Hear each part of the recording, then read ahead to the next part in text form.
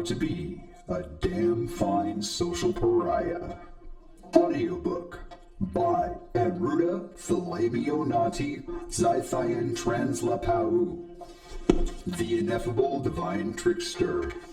This book, as an example of conceptual mastery, lays a sturdy path into groundbreaking ideas. Its principles, when understood, invoke an almost exalted level of understanding, profound reason, and a lofty intelligence that may yet take to flight. Anruda Zith, 2020 through 2023. I accept at all times and all places that I could be wrong about anything. Anruda Zith, the highest principle. Page 1. Why? You're asking why? Well, that would be a first reason, of course, to ask why without even being possessed of a supposition or context. Such a thing might mystify or stump and stumble some, but all need to sharpen their critical thinking faculties. Firstly, one should never allow any interval or person to slink by with an improper or nonsensical question. If you are shy and don't want to be rude, better wake up, because the manipulation just laid upon you could deprive you of your sanity, privacy, dignity, and life. That's right, folks. Magic isn't real. It's a form of delusion. I hate to rip your diaper off while you're still peeing, but hey, it's the truth. That was a little ad-lib, a little extra for you. Next paragraph.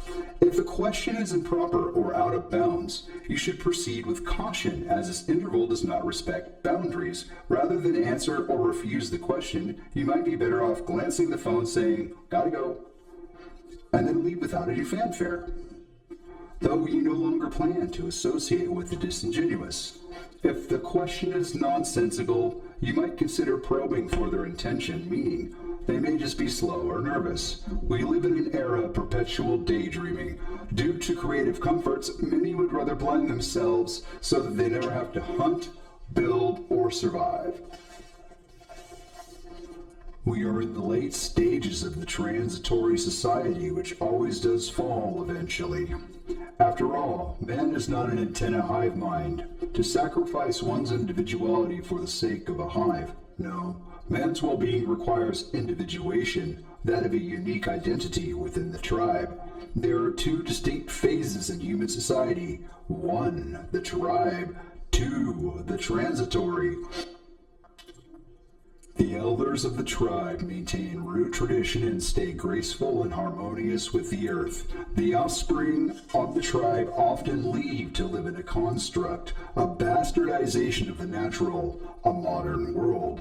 Though they dream of the future, the transitory society always falls. The motives that led to the construction of a false society are self-defeating in their very program, and that which leads to the creation of transitory cities, confounded in their make, is the same that causes toppling and falling and crumbling and rusting. From inferior energies was built a breakable, imperfect, illusory world. Back home, we are still with the tribe. We have been long dreaming. Elementalism, not a belief system. 1, based on one's current knowledge and understanding of natural existence.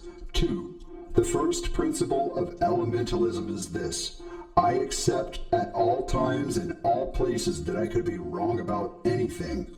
3, this principle is not to be used as an excuse for one's shortcomings, but rather a shield against rigidity and ignorance, especially in the face of counterproductive pride.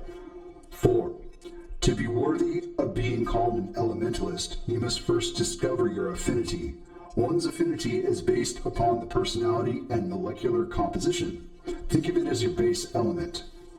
Laws of elementalism. 1, you may not leave your body unless you die. 2, astral travel does not exist. It is the mechanism by which the living person is separated from mind and the body is stolen by the profane. 3, in nature the dead do not rise. To leave one's body is to work against nature. 4, it is the gravest of all crimes against nature to drift between bodies, as it is a stain of falsity on reality, and is always psychological abuse. 5. Dissolving the ego is a form of suicide. Occupying the body of another, really just a cool trick, always results in psychological harm or death. Even worse, it perpetuates the delusion of the enlightened, brainless practitioner. 6. Love is not the law. Love can never be a law because it is biased. 7. Death causes the gradual decay and decomposition of the body, form, and the mind, ego, that the substance and magnetic force can be recirculated into a new life form. 8. Death is not inevitable. One that uses their life to attain knowledge through effort and trains the form can reach a point of development of internal continuity and retain the physical body eternally. 9.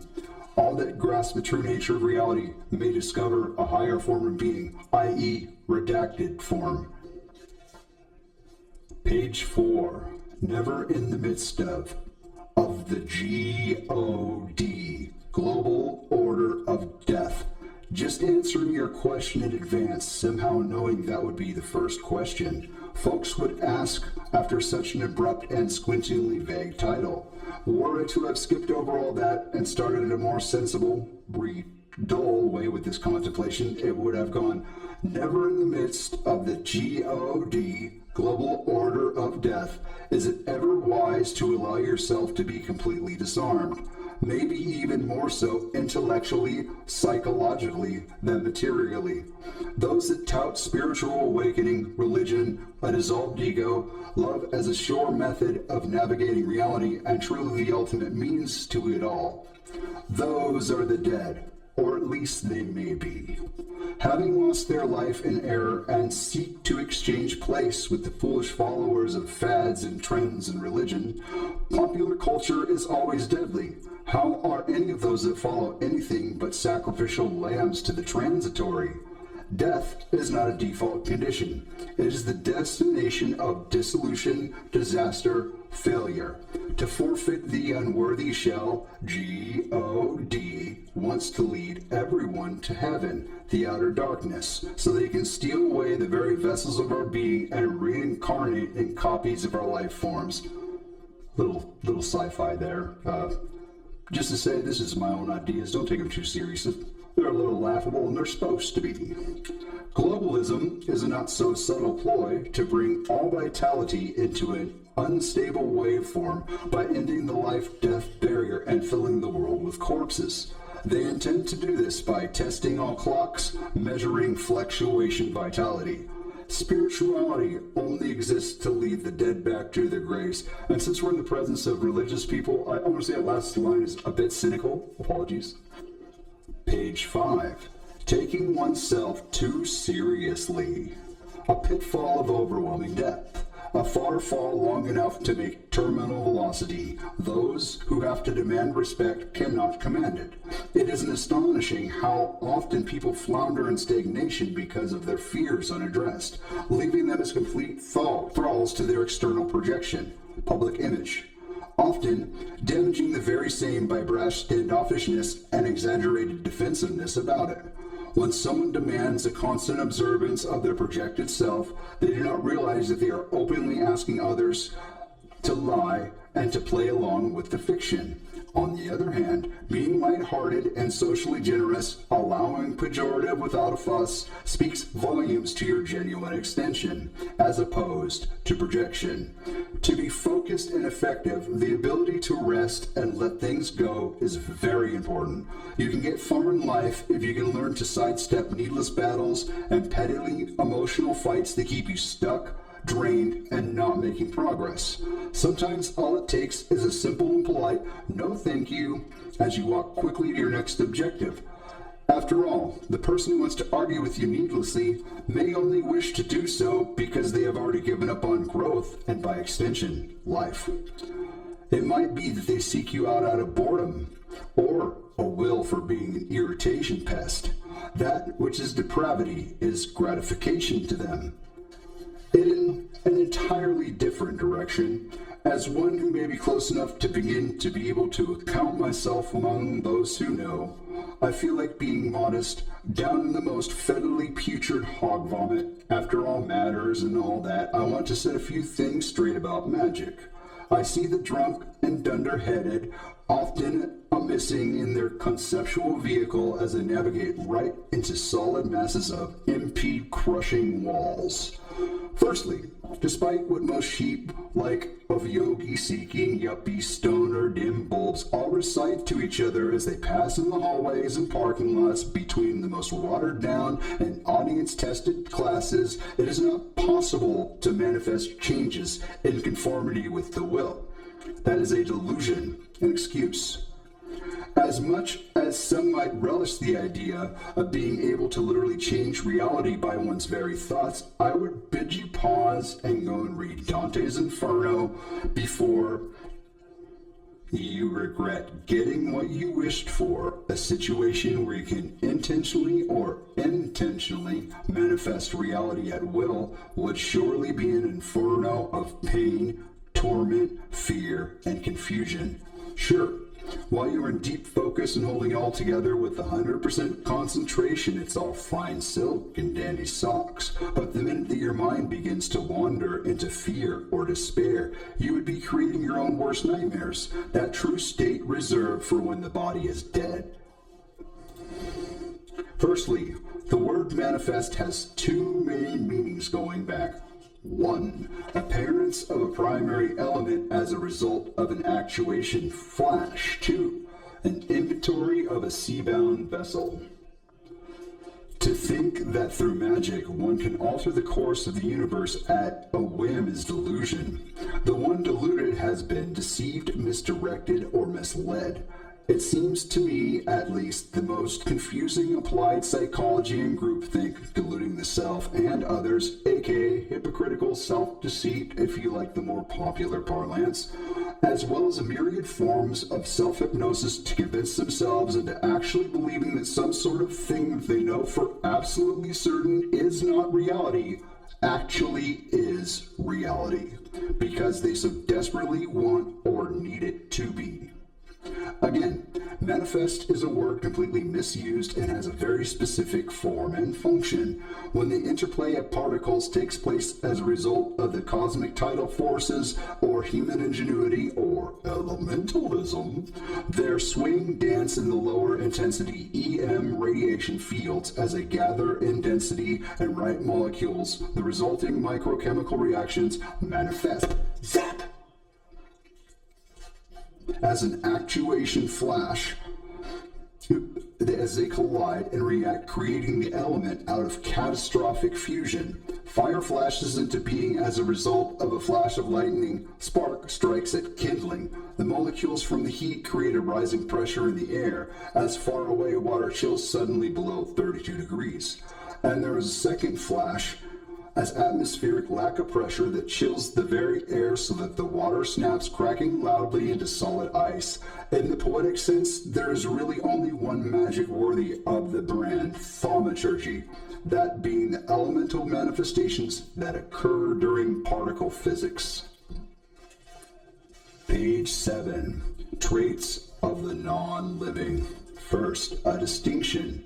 A living person who is constantly negative is likely so because they are willing to forego the beaten path due to principle, disgust, revulsion, and any more or less serious and conscientious objective with the current paradigm, status quo, or otherwise general acceptance with what has become a more or less obscene reality. To then espouse that part of reality they've obscured by the very angle of their blinders as they have taken the boons of the enemy. And being it is an indulgence, even if all the forms are as 30 pieces of silver for which Mikey Pence was bought as he sold little Donny Boy down that flowing fecal stream of propaganda. That happens in the future, don't worry about it. To this end, they have conspired and betrayed against the sovereign. They would silence the voices of illumination of their high treason by the work of bearing falsity and illusion against any individual that gathers enough entrenched political capital and political pull to put an end to the plot. The living person, being manic, is so because scum gets to party and even possess all the riches in the world, and they do not even possess creativity or purpose. When the body, which should be eternal, is at last depleted, the body worn wears as the magnetic field, which cycles slower and slower until circulation is so weak that the form no longer moves.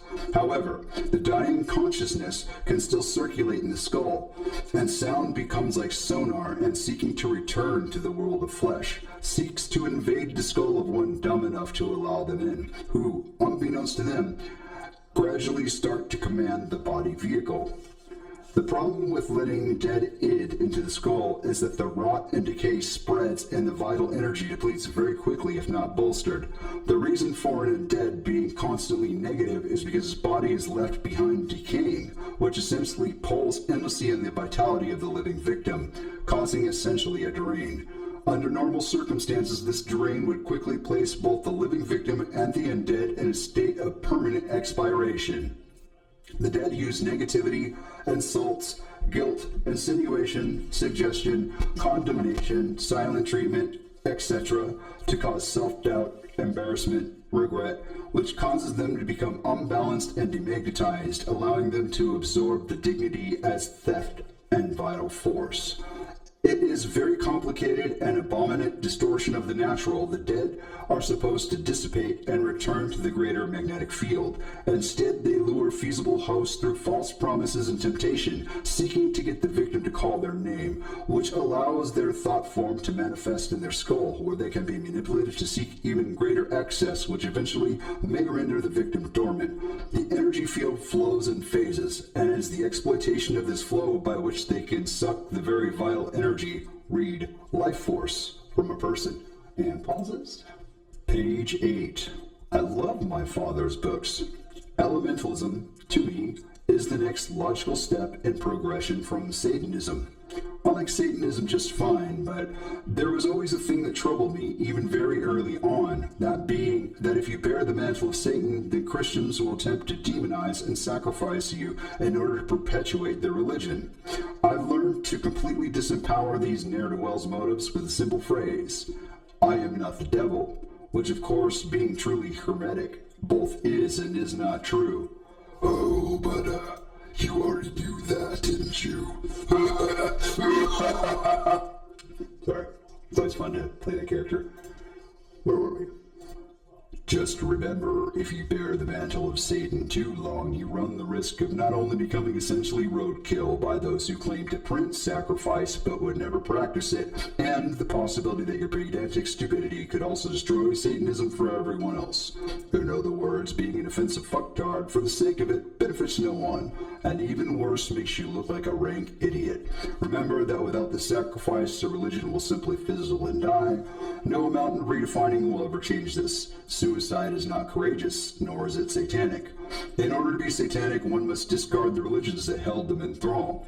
As for myself, wouldn't it be odd if Satan practiced Satanism?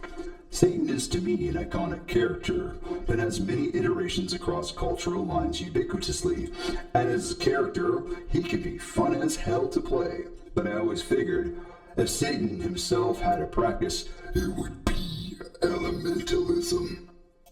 Page 9. Wisdom. So it seems that Gnosticism claims that it's invented Sophia as the wisdom, which is odd, because as far as I have understood, there is something inherent in the nature of wisdom that makes it very elusive to them, and indeed contrary to their very nature in general. I was talking about Gnostics. And besides, it also claims Sophia to be the bride of Christ. So I guess F word the church and Mary Magdalene, right? Or is it more likely that Christian writers, thinking themselves clever, tried to not only make Christ not a type to hang out with naked children and a harem of men, but rather as one who has a bride that is wisdom? Boy, is that ever a stretch of the headiest BS. I do not intend with this section just to shit-talk women, even though in the current age more really should. But it should be pointed out that the Sophia character was not invented to uplift women to wisdom, but rather followers of Christ, Catholicism, and patriarchy. When women try to be as men, they do not gain power or freedom. Unless there are a couple awesome army women I have that are just super elite that I know. There are exceptions, definitely. Now, it is true that from time to time appears a superwoman who can stand shoulder to shoulder and lead with the best of men. And this is not only a good, but a great thing. However, such a case is always the outlier and is not a sane, sturdy, or profitable path for most women. Far more than men are women ruled by the ego. It's natural. Because they give birth, they are the core of the family, and as such need shelter, resources, warmth, etc. to be a wife or mother. In singlehood, women reject countless men, often after an insinuation of false promises. Men, as they perceive to be unworthy of this ideal. A woman presuming to be dispensing wisdom quickly becomes swollen of ego instead of teaching, becomes a narcissist amazed at the sudden overabundance of suitors. Okay, I was a little mean there, but magic in 2027 is, just trust me, it's gross. An old woman may possess the ability to interpret wisdom, but a young one never. Can a woman in singlehood truly treat all men with dignity and respect? Just a cultural point here. The era I live in is very strange and people are very shallow, and this is a reflection of that. I apologize if this comes off a little harsh. Okay. Can a woman in singlehood truly treat all men with dignity and respect? No. Absolutely not. From an evolutionary standpoint, she actually should not. In an instant, all are beneath her. Those, of course, seeking for her wisdom, she has none, walk blindly into being her perceived prospects. And worse still, they gain in place of wisdom, elevation or rejection based on her ego, projection, and sexual desire. And all is lost. I feel like that needed to be that harsh, though. I do. But I do feel like it's a little bit much. Page 10, a brief note on truth. Truth is a word that sadly is so misused that it cannot reliably even describe that which is intended to define. In other words, the word truth is often used to tell lies. The word wisdom is a better word to describe things that are as they are in an undefiled sense. If something is actually pure and undefiled, then and only then is it deserving of the title, wisdom. Page 11, strong versus weak.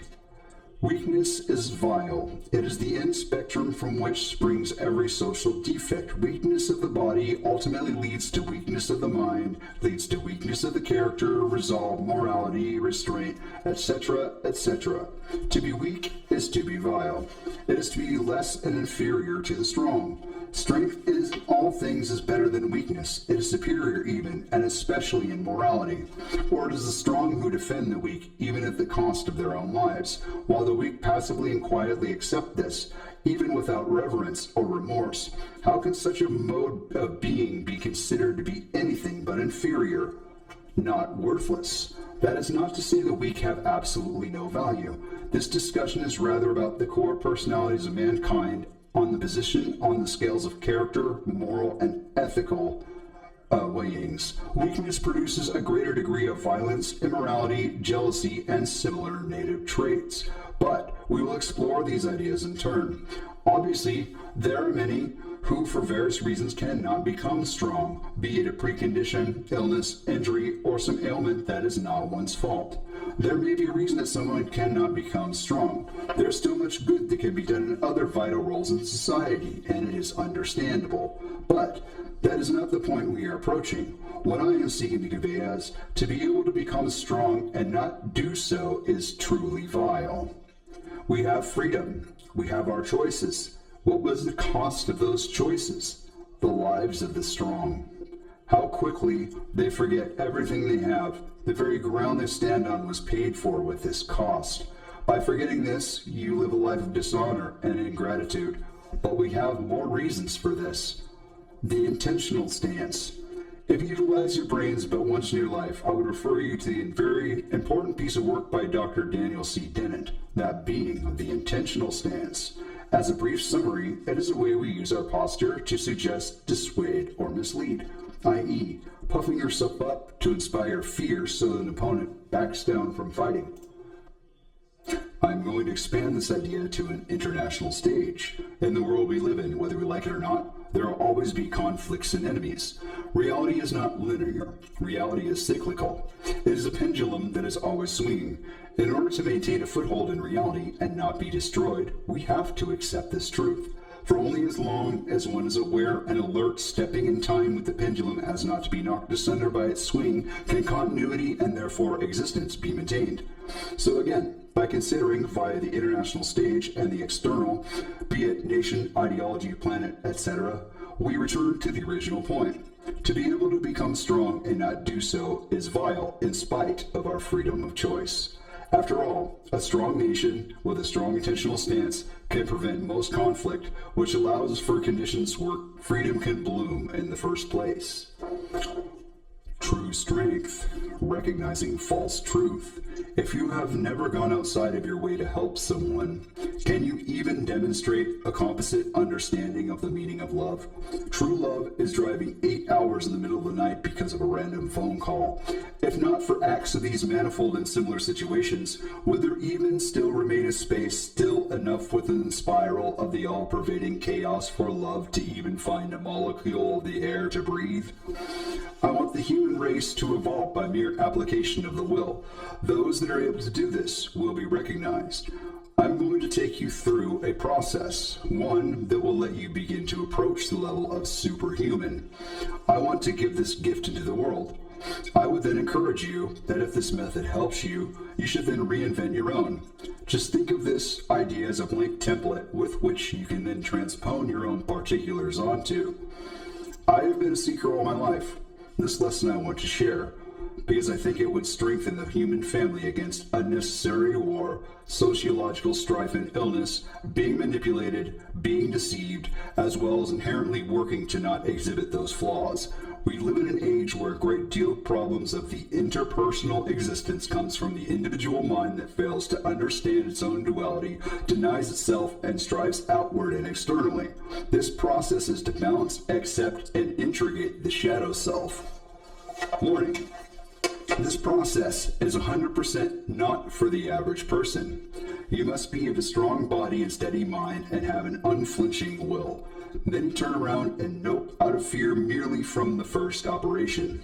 If you are not completely certain in your courage, turn away and only come back when you consider yourself to be well bolstered and resilient and thereby up to the task. Herein is a trigger warning. If you are sensitive to philosophical and psychological exploration, then turn back.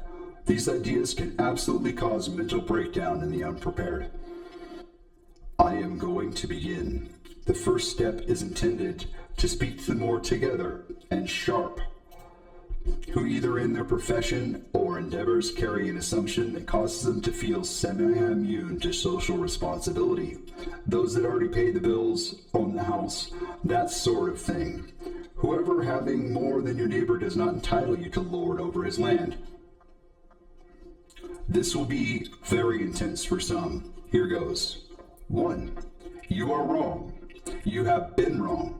You will be wrong again, and that's okay. I have been wrong. You have been wrong. You can set it down. 2. You are a bad person. You have done bad things. You have hurt people. You have let people down. You have failed yourself, and you have failed others. So have I. 3. The person who accepts and acknowledges their fault in things, be they petty or be they serious, will grow instead of receding, and with this memory, they can be immunized of those mistakes. 4. This acceptance and acknowledgement of part and fault does not preclude or include any other additional preconditions, agreements, or is intended to concur with notions that may be present in the conversation. Courage to look into one's shadow must be rewarded and never punished. We are now going to pause for a moment. Are you okay? This is a crucible of fire for the strong and the worthy. If you are disturbed, please turn back. It is not going to be held against you. If you take on more than you can handle and are lost because of it, well, that would be nothing short of tragedy. It's only going to get more intense from here. There's nothing wrong if you need to stop. How about one more for today? I'll skip the rest. 5. Relationships. You know how immature you really are. You have been both childish and selfish in all your intimate, familial, and professional relationships. You are constantly inappropriate when you allow your emotions to take precedence over right behavior, selfless service, and true empathy. If you think you are exempt from this part of the lecture, then I got to exploit your rotten thought to inform you that you are the focus. You need to be laid low from pride the most. The people that you have hurt have then gone on to damage the same hurt unto others in such a way as living in a sick society where we are all terribly damaged become what is now considered normal. If you allow you to cause damage to others, then that which you hate is that which you are. One can never be healthy unless they put in the genuine work to both recognize and stop doing this. Neither is damage an excuse for current behavior. If you cannot act in a way that does not displease the others with which you must share your environment, then you must find a new environment. You cannot verbally, psychologically, or physically abuse others to alter the environment. Trying only results in graduating destruction of the individual. Generally, the more malleable we can be, the more freedom we have to move around our environment. That is not to say that it's always good to just bend to the collective will. Quite the contrary. No person on this plane of existence is anywhere close to perfect, but to deny the reality of the self is to have a distorted view of the world, let alone a lofty concept like truth. Most are really not strong enough to withstand the radiant fury of undefiled wisdom, self-analysis, and self-reflection. Page 16. True freedom. Those who cry out that they live under oppression will never know true freedom. First, you should never accept any moral, ethical, or logical condition with which you find your heart of hearts in disagreement. But we can carry this qualification of the above statement much further. For if one cries out in oppression, what does it tell us? Well, firstly, that they are not enslaved. For if they were, it is likely they would have been chastised and beaten soundly by their masters, which may or may not be for their good displeasure. For if they were in bondage, they would either be cursing or silent. No. If a man is cursing, we ask once more, what can be inferred? If a man we observe is cursing at his endeavors, then we say he's mad about his work. If he curses at his spouse, we say she made him angry with her dishonest ways. If, when looking at his team, then they must have had a bad season, so we say she is mad at the game. But a tangent I feel I have tread upon, so we must return to the matter at hand before the weeds become inextricably tied to their shoes.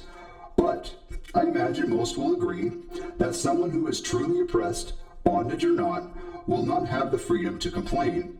We, for the most part, the human race, have ubiquitously decided that slavery, bondage, and oppression are outside of the realm of acceptable behavior for the human family, and in whatever ways we can, try to extend this compassion to the animal and floral kingdoms as well.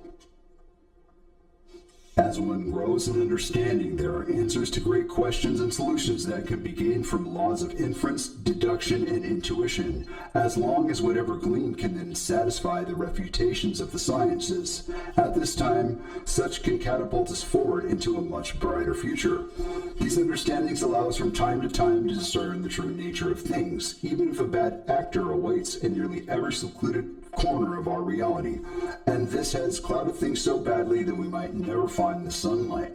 Thankfully, and part of what we have already discussed, we need not trouble ourselves any longer if we encounter what may seem to be some too daunting and too perplexing. As a free person crying and screaming and scolding about this imaginary oppression, that its hallucinatory existence lords itself over them as they stand unbothered and ranting this way and that in the world. We can surmise that someone in this current era of time crying about that which does not, despite the framing of their context, prove that somehow the world is unfair to them, as well as what a backwater disgusting hick one must be if they don't accept this premise, despite the obviously way overpriced face value. How they are possessed of ludicrous and untested self-serving notions. No, instead we must size them up quickly, no longer holding out concern for these sorts of persons, for clearly they must be insane, a liar with ulterior motives, or an idiot, or you could be wrong. Page 18, it needs to be said. I constantly am hearing how technologians and giant corporate interests keep taking away our rights and freedoms with constant encroaching. Case in point, early this morning I had to sign into iTunes to be allowed to download basic crucial apps from the App Store. I was very much not happy about this. You see, iTunes is a program that used to be very successful, past tense. I never hear anyone talk about it anymore because it's a corpse. A dead fragment of yesteryear only kept alive by the sucking lifeblood of the newer, better, way more innovative apps. Let me point it out another way. When you have to tie unwanted, ignored, or often deleted app to a vital function of another just to attempt to stay relevant. And why not just cut their losses and innovate? Even more so when historically, it is always innovation, service, and honest practices that always create the most wealth. The answer is pretty obvious to many of us already. They can't let it go because they do not possess any new ideas. They have no ability to create. Though it may be true their empire of deception built them up a throne, a legacy that is hollow cannot sustain itself for long. Their power, being created out of deception, is old and haggard. So why do they control so much? The short answer, the sweet answer, is that they don't. The truth is they only maintain the illusion of power through deception. If we ever want our world back, all we have to do is stop giving them power. Allow me to empower you with some critical knowledge. 1. Most apps you can download have a better website you can access instead, and there are several reasons why you can and should do this.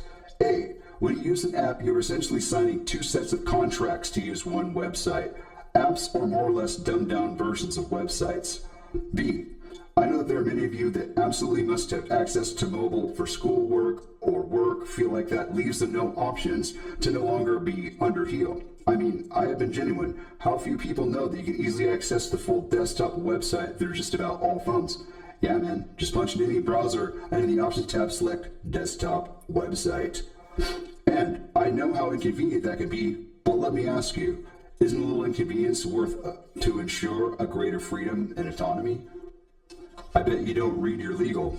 You should do it at least once. Pick your favorite app, read all of it, and try not to piss yourself. Some things I've seen, how about claiming that after 30 days, all of your IPs, that's independent properties, that or intellectual properties that you have broadcast over their VPN tunnel become their property? I've seen one company, editor's note, at time of typing, there are several that I've seen, that uses AI profiles in order to soothe and satiate users so that they have an emotional reason to stay. This particular platform is supposed to be one that has been designed in order to enrich its users, whilst in reality its aim is to keep you around spending your money. Well, all know the whole parable of how it's just the same bullshit and on a different day. But what I'm driving at is this isn't hardly a secret, but it's white pages, their actual mission statement, readily available for all to read, but no one bothers. If they did, there is no way they would ever enter into contract with such an icky, slimy, deceptive hand. I remember, as a child, the former nature of transactions. I pay you for goods, they become mine, because that makes sense. Now let's compare that to today. When you buy a new iPhone, now in order to use full functionality in your phone, the $1,200 device you just bought, you must furnish all your personal information, sign more contracts, sign away your rights to a class action lawsuit, and agree to be monitored like a criminal in their jail.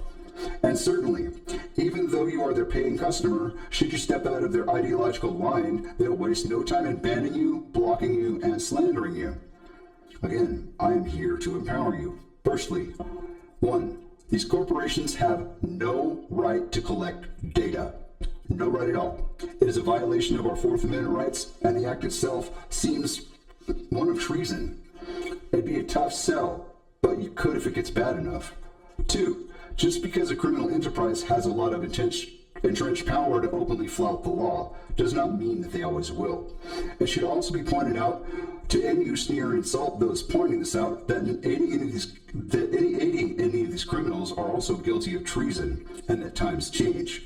I got great news. I saved it for last. 1. If you are not a legal professional, you are not qualified to sign and agree to the terms. Ergo, they are not valid. 2. Junk legal. You really should look this up, because it is very ubiquitous, fake legal jargon that often goes unchallenged, a legal psyop, if you will, power they only pretend to have over you. 3. Overwhelming overwhelming number of contracts signed in duress. If you have ever had to sign up mandatory to use apps or software for employment, that's duress.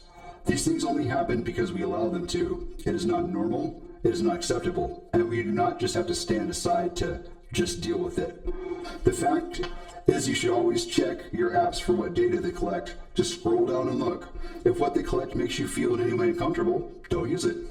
There is nothing more powerful at the present moment than to simply say no. Do that, and these bastards can be defeated without even loading a single cannonball or casting a single vote.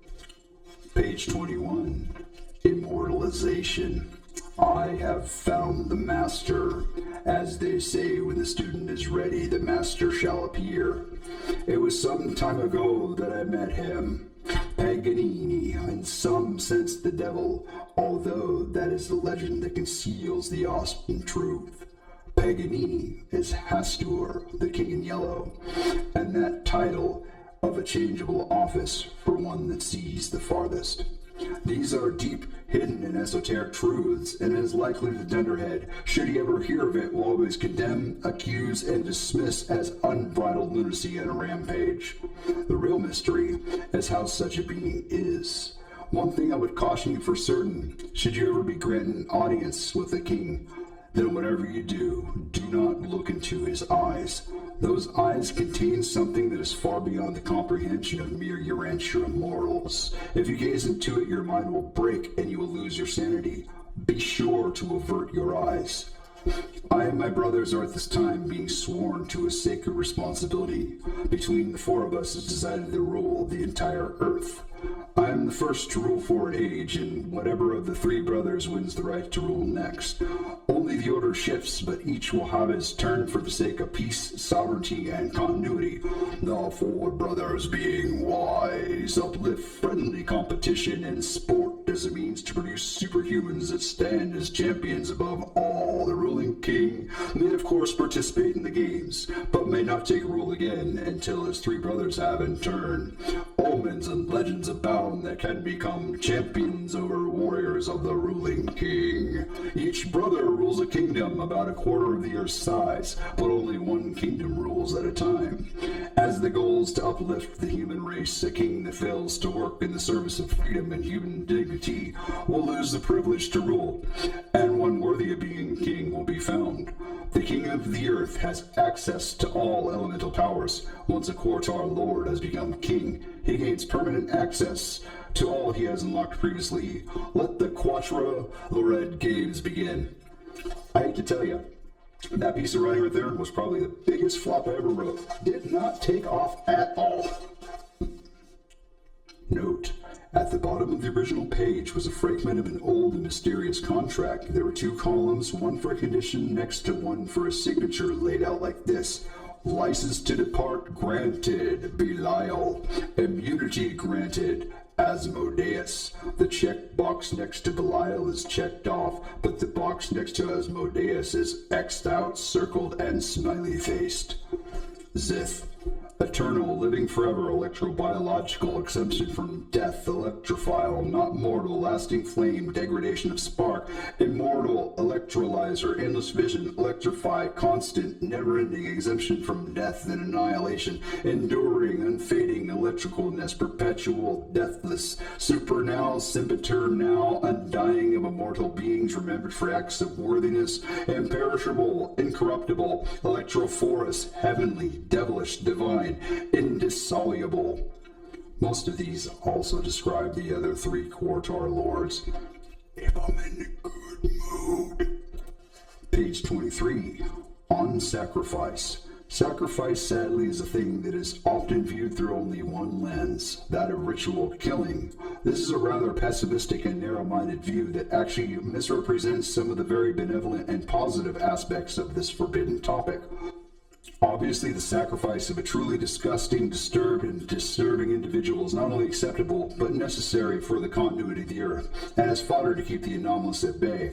And even if we don't want to practice that, and we want to be better humanitarians than that, we should at least leave that there so people think twice before they do the bad things. Now that we have that out of the way, I'll take a moment to reiterate what my father had to say about the issue. They should never under any circumstances sacrifice an animal or baby. If I have to explain why that is, then I'm sorry, but you are already utterly beyond hope. Now, let's instead use the alternate definitions of the word sacrifice. One meaning of sacrifice is simply to give up, usually in the pursuit of self-improvement or shared circumstances, family, job, office, etc. Another thing that is not often considered is the idea that what is sacrificed has to be a positive thing, one that we would rather not be without, and that the sacrifice pays the cost for the desired thing or condition for which it is being exchanged. What a narrow view of thinking this is. Why not instead sacrifice something negative for something positive, like sacrificing one's addiction for a better life? How about sacrificing one's fear for the illumination of one's inner bravery? Or perhaps, the best of all, sacrificing one's illness to then receive a bill of clean health. Although actually, I can do one better, sacrificing one's ignorance in order to bolster one's primal knowledge. How about sacrificing arrogance for genuine and gained respect? Sacrifice in general is a mechanism that is used to both demonstrate abundance and sustain its continuity. Use this principle in beautiful ways, and you yourself shall have the same lasting and enduring beauty. Editor's note: the following page, being very ancient and torn, was cleaned up and translated and copied down as best could be done under the circumstances by which it was delivered into my hands. Liber Verticalius. There are truths that are so reality-altering, so utterly conceptually annihilating, so much so that there are those who choose the present moment to back away from, rather than approach, this tome. There are none who should judge you for that, and besides, even if you stay the path, chances are still pretty well in favor that you reject these ideas outright and on their face. This tome addresses two main Zith category topic. 1. The movement of gender on the plains. 2. Pomp and ceremony can be fun, but the more time one spends seeking the perfect props, the finest gold chalices, rare and rare, increasingly convoluted grimoire talismans. Sadly, the page is torn off just there. Page 25. On desire and honesty. Love disintegrates where there is not also truth and reciprocity, for without truth it is empty, without reciprocity it is foolish, or worse, delusional. There are many on this earth who can quite literally kill you with words, like dung-addled, foul-fetid, bone-winging corp pigeons off upon their noonday flight through the oxygen. They peck you to death with the fine, needle-pointed words they fire upon you with merciless ferocity, bearing a subtlety enough that somehow you do not notice, even as I stand here observing the kinetic projectiles ripping full fury through your very flesh. Where someone fabricated desire for you, it was intended as a murderous deception. When one exaggerated their feelings towards you, it was to conceal their ulterior motives. Some feign affection so that they may steal something that is in your honest possession. Beware those who speak of love's everlasting fire, lest you be misled by another's baser desire. Love can bring danger, desire can invite death. One whispering in your ear may seek to rob you of eternal, exalted, ineffable breath. Love is not external. You cannot honestly feel the desire of another. At best, your actions may help another to feel their own love and desire. So, of course, affection has a quality, a level of brilliance, or one of heavy soot.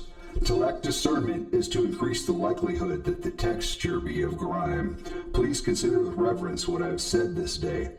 To you, that love and desire should be tested and tempered and shined, not taken for granted, neglected, nor tortured and bruised. Love is worthy, and fulfilling its commitment, then with certainty it is sure. A love that can do all this is a love that endures, not cheaply given or flippantly cast off, but adorned like a thing somehow more than perfection. Honesty in love is a genuine treasure. Page 28. Gravitational waves, GW. 1. GW waves may be much more similar to EM waves, GW according to P equals M/D. 2. Accelerating masses lose energy in the form of gravitational waves. 3. First hypothesis for gravitons is that it is a byproduct of electromagnetic essence. Not all things are magnetic, but when push or pull creates a density and mass, it is that which reshapes the fabric system plane, i.e., creating a secondary influence that attracts or repels, i.e., that attracts or repels depending on mass density, which leads me to another postulate. 4. A graviton, then, does not generate waves, nor is it made of particles. Electricity/light is the first element, as the paradox of nothing is resolved by the only thing nothing could possibly possess, that being potential. 5. The potential flashes into existence within the nothing, and then expands within its light. EM has such a wild transformative properties that the mere buildup of the EM field can grant knowledge of even space-time to know how to utilize strong inflow, outflow. And aside, when one begins to put it together, the correct regarding of primacy always proceeds from dark to light, to lightning, which stirs the first degradations of the triad of earth, water, and fire into the second triad of earth, wind, and fire, further degraded from earth.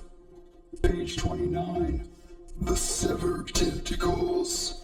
The elite retinue of King Purple. They are given rings crafted of the severed tentacles of Cthulhu to mark their rank. These rings give the wearer seemingly impossible look.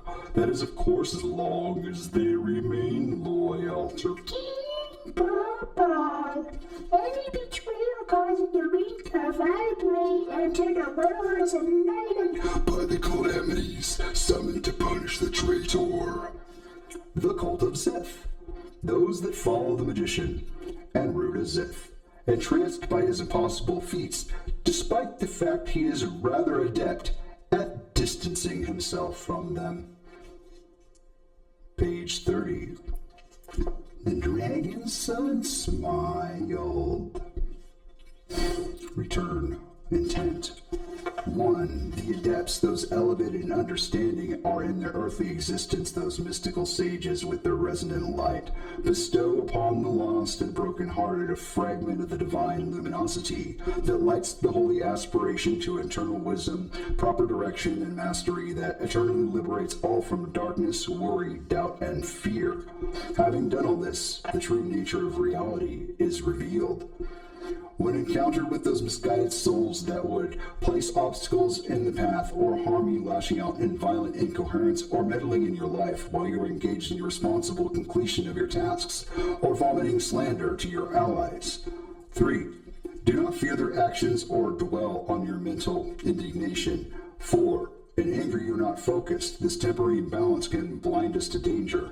5. Hold emptiness within the heart. 6. Instill purity. 7. Hold fast. 8. Step into the stream. 9. Temper the intuitive perception.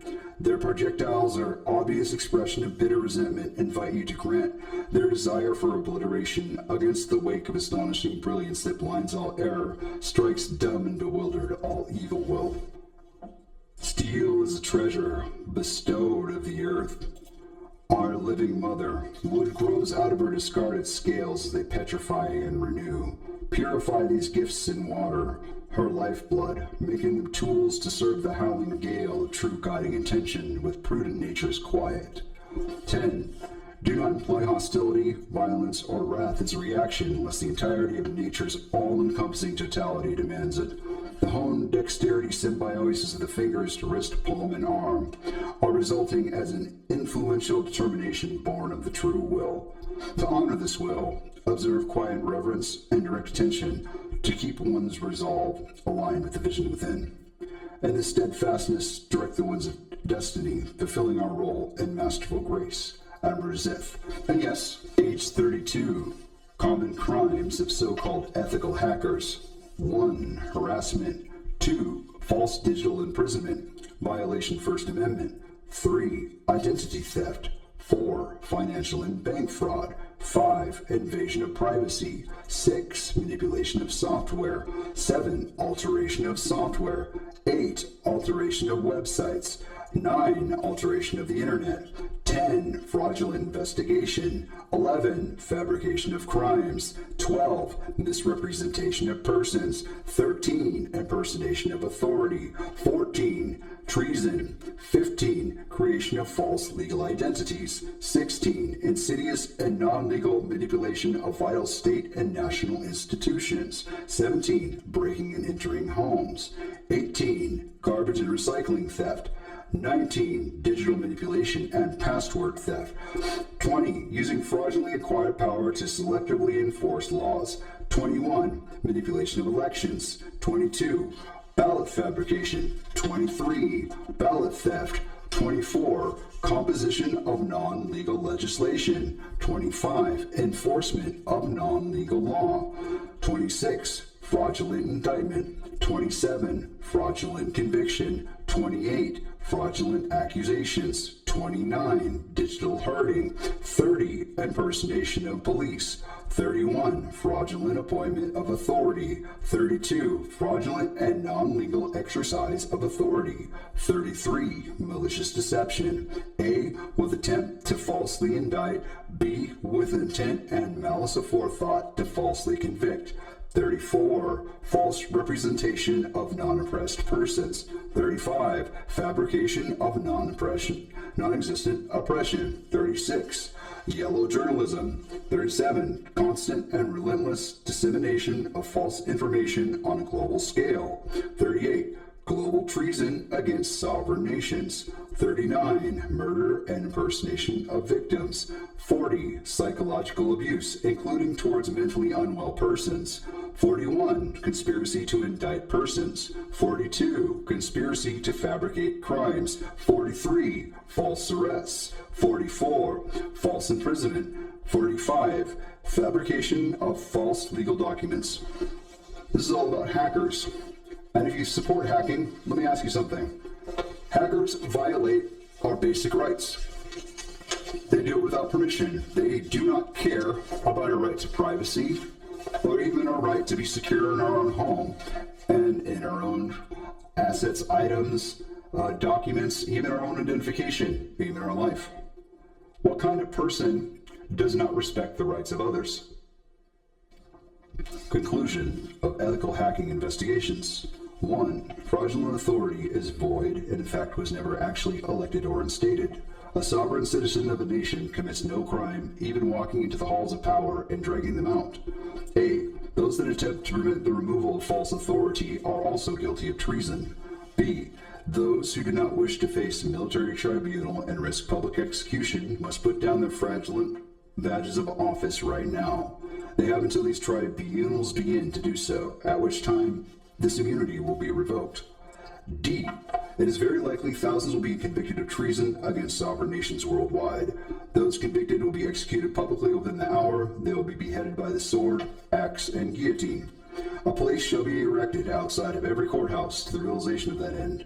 It will begin as soon as the message is received. Those that doubt and scoff will ensure this reality. 2. Spying, digital and otherwise, is a violation of constitutional rights and an act of treason. 3. These malicious and intentional corruption of our laws and the digital space is so vast that we must carefully vet and elect scholars of the utmost honor, character, and respectability in the actual sense to the task of examination and restoration of our laws and institutions. 4. Working on the internet should be streamlined and trimmed of all bloat. Oversaturation of the industry leads to corruption of the internet, causes its malfunction, and gives rise to illegal acts. A.